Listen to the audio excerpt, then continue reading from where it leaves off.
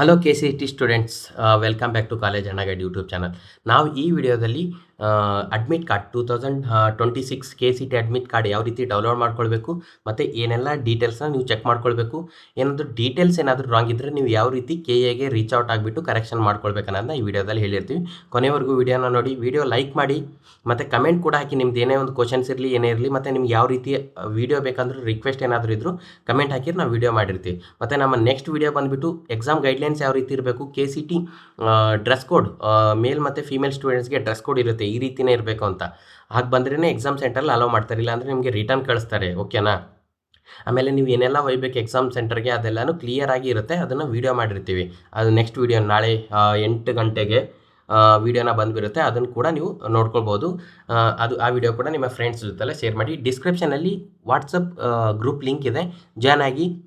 ಮತ್ತು ನಿಮ್ದು ಏನೇ ಒಂದು ಕ್ವಶನ್ಸ್ ಇರಲಿ ಕಮೆಂಟ್ ಹಾಕಿರಿ. ಯಾವ ರೀತಿ ಡೌನ್ಲೋಡ್ ಮಾಡ್ಕೊಳ್ಬೇಕು ಅಡ್ಮಿಟ್ ಕಾರ್ಡ್ನ ಹೇಳ್ತೀನಿ ನೋಡಿ.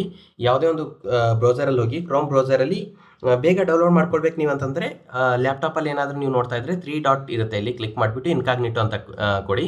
ಮೊಬೈಲಲ್ಲೂ ನೀವು ನೋಡ್ತಾ ಇದ್ದರೆ ಕ್ರೋಮ್ ಬ್ರೌಸರ್ ಓಪನ್ ಮಾಡಿ, ಇಲ್ಲಿ ಕ್ಲಿಕ್ ಮಾಡಿ ಇನ್ಕಾಗ್ನಿಟೋ ಮೋಡ್ ಅಂತ ಬರುತ್ತೆ, ಇನ್ಕಾಗ್ನಿಟೋ ವಿಂಡೋ. ಅದಕ್ಕೆ ಕ್ಲಿಕ್ ಮಾಡಿದ್ಮೇಲೆ ಏನಾಗುತ್ತೆ ಅಂತಂದರೆ ಬ್ಲ್ಯಾಕ್ ಸ್ಕ್ರೀನ್ ಬರುತ್ತೆ. ಆವಾಗ ಇಲ್ಲಿ ಕೆ.ಇ ಅಂತ ಎಂಟರ್ ಮಾಡಿ. ಕೆ ಅಂತ ಎಂಟರ್ ಮಾಡಿದ್ಮೇಲೆ ಈ ರೀತಿ ಬಂದುಬಿಡುತ್ತೆ.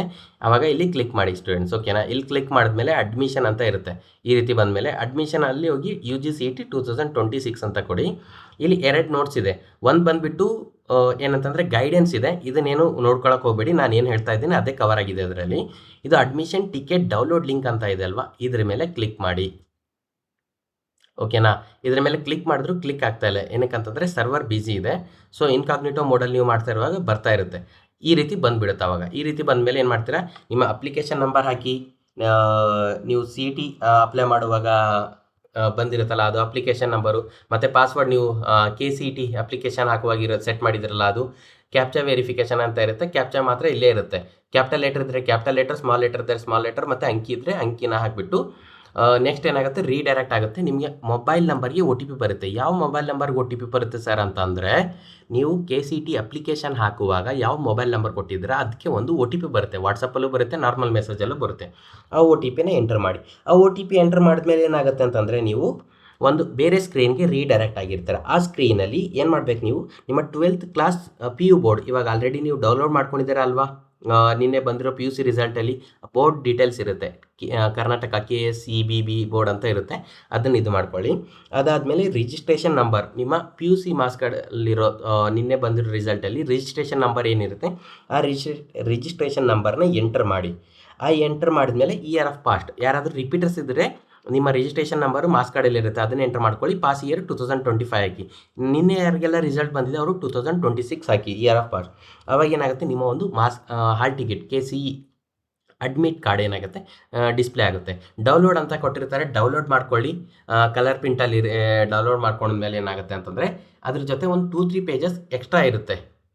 ನೀವು ಡೌನ್ಲೋಡ್ ಮಾಡ್ಕೊಂಡ್ಮೇಲೆ ಯಾವ ರೀತಿ ಬರುತ್ತೆ ಅಂತಂದರೆ, ನಿಮ್ಮ ಮಾರ್ಕ್ಸ್ ಕಾರ್ಡ್ ಬಂದುಬಿಟ್ಟು ಈ ರೀತಿ ಡಿಸ್ಪ್ಲೇ ಆಗುತ್ತೆ. ಇದ್ರ ಜೊತೆ ಇನ್ನೊಂದು 2-3 ಪೇಜಸ್ ಇರುತ್ತೆ. ಏನಂತಂದರೆ ಗೈಡ್ಲೈನ್ಸ್ ಇರುತ್ತೆ, ಯಾವ ರೀತಿ ನೀವು ಬರಬೇಕು ಎಕ್ಸಾಮ್ಗೆ, ಎಷ್ಟು ಗಂಟೆಗೆ ಬರಬೇಕು, ಮತ್ತು male and female dress code ಯಾವ ಥರ ಇರಬೇಕು, ಏನೆಲ್ಲ ನೀವು ಕ್ಯಾರಿ ಔಟ್ ಮಾಡ್ಬೋದು, ವಾಟರ್ ಬಾಟಲ್ ಯಾವ ಥರ ಇರಬೇಕು, ನೀವು ಡಿಸೈನ್ ವಾಟರ್ ಬಾಟಲ್ಸ್ ಎಲ್ಲ ಅಲೋ ಇರೋದಿಲ್ಲ, ಮತ್ತು ಎಷ್ಟು ಗಂಟೆ ಮುಂಚೆ ನೀವು ಎಕ್ಸಾಮ್ ಸೆಂಟರ್ಗೆ ಬರಬೇಕು ಅನ್ನೋದನ್ನ ಇರುತ್ತೆ. ಅದನ್ನು ನಾನು ನೆಕ್ಸ್ಟ್ ವೀಡಿಯೋದಲ್ಲಿ ಹೇಳ್ತಾ ಇರ್ತೀವಿ. 11 ಏಪ್ರಿಲ್ ಮಾರ್ನಿಂಗ್ 8 ಗಂಟೆಗೆ ಆ ವಿಡಿಯೋನ ರಿಲೀಸ್ ಮಾಡ್ತೀವಿ. ಎಲ್ಲರೂ ಸ್ಟೂಡೆಂಟ್ಸು ನೋಡ್ಕೊಳ್ಳಿ, ಲೈಕ್ ಮಾಡಿ ಮತ್ತು ಕಮೆಂಟ್ ಹಾಕಿ.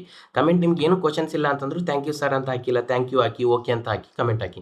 ಈ ವಿಡಿಯೋನು ಕೂಡ ಲೈಕ್ ಮಾಡಿ. ನೀವು ಡೌನ್ಲೋಡ್ ಮಾಡ್ಕೊಂಡ್ರೆ ಡೌನ್ಲೋಡೆಡ್ ಅಂತ ಏನು ಮಾಡ್ತೀರಿ ಅಂತಂದರೆ ಕಮೆಂಟ್ನ ಹಾಕಿರಿ ಸ್ಟೂಡೆಂಟ್ಸ್. ಓಕೆನಾ? ನಿಮ್ಮ ಒಂದು ಅಡ್ಮಿಟ್ ಕಾರ್ಡಲ್ಲಿ ನೀವೇನು ಚೆಕ್ ಮಾಡ್ಕೊಳ್ಬೇಕು ಅಂತಂದರೆ, ನಿಮ್ಮ ಅಪ್ಲಿಕೇಶನ್ ನಂಬರ್ ಕರೆಕ್ಟ್ ಇದೆನಾ ಇಲ್ವಾ. ನೀವು ಅಪ್ಲಿಕೇಶನ್ ಹಾಕಿರ್ತಾರಲ್ವ, ಆ ನಂಬರ್ನ ಚೆಕ್ ಮಾಡ್ಕೊಳ್ಳಿ. CT ನಂಬರ್ ಒಂದು ಚೆಕ್ ಮಾಡ್ಕೊಳ್ಳಿ. ಅದಾದಮೇಲೆ ಕ್ಯಾಂಡಿಡೇಟ್ ನೇಮು ನೀವು ಎಂಟರ್ ಮಾಡಿರ್ತೀರಲ್ವ ಅಪ್ಲಿಕೇಶನ್ ಟೈಮಲ್ಲಿ, ಅದೇ ನಂಬರ್ ಇರಬೇಕು, ನೇಮ್ ಇರಬೇಕು ಕರೆಕ್ಟು. ಸ್ವಲ್ಪ ಟೈಮಲ್ಲಿ ಏನಾಗುತ್ತೆ ಮಿಸ್ ಮ್ಯಾಚ್ ಆಗುತ್ತೆ, ನೋಡ್ಕೊಳ್ಳಿ ಕರೆಕ್ಟ್ ಇದೆನಾ ಇಲ್ಲ ಅಂತ. ಅದಾದಮೇಲೆ ಎಕ್ಸಾಮ್ ಸೆಂಟರ್ ಕೋಡ್ ಅಂತಂದರೆ ನಿಮ್ಗೆ ಯಾವ್ದು ಎಕ್ಸಾಮ್ ಸೆಂಟರ್ ಬಂದಿರುತ್ತೆ ಅದು ಕೋಡ್ ಇಲ್ಲಿ ಡಿಸ್ಪ್ಲೇ ಆಗಿರುತ್ತೆ, ಅದೇನು ನೋಡ್ಕೊಳ್ಳೋ ಅವಶ್ಯಕತೆ ಇಲ್ಲ. Most important subjects applied. PCMB ಸ್ವಲ್ಪ ಸ್ಟೂಡೆಂಟ್ಸ್ PCM-CS ಹಾಕಿರ್ತಾರೆ, ಅವ್ರಿಗೆ PCMB ಅಂತ ಬಂದಿರುತ್ತೆ. ಬಯಾಲಜಿ ಅವ್ರಿಗೆ ಗೊತ್ತೇ ಇರೋದಿಲ್ಲ. PCM-CS ಅಂತ ಹಾಕಿರ್ತಾರೆ, ಅವ್ರಿಗೆ PCMB ಬಂದಿರುತ್ತೆ. ಸೊ ಸ್ವಲ್ಪ ಸ್ಟೂಡೆಂಟ್ಸ್ PCM ಅಷ್ಟೇ ಬಂದಿರುತ್ತೆ.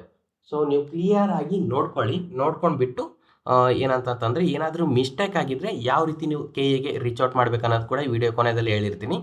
ಸೊ ವಿಡಿಯೋನ ಕೊನೆವರೆಗೂ ನೋಡಿ.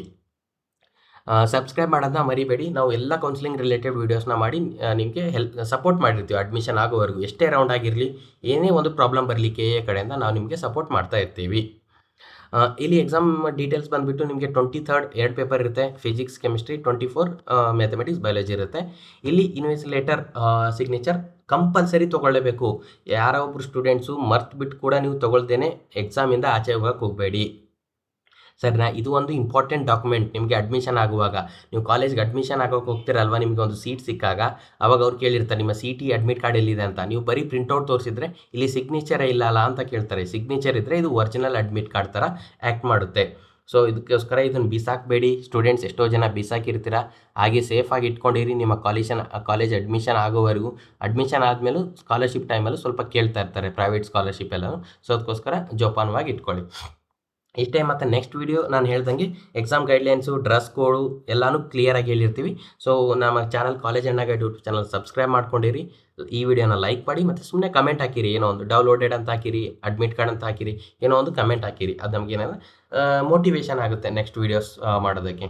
Thank you. ಮತ್ತೆ ಸಿಗೋಣ ನೆಕ್ಸ್ಟ್ ವೀಡಿಯೋದಲ್ಲಿ. Bye bye. All the best KCET students for your upcoming exams. Thank you.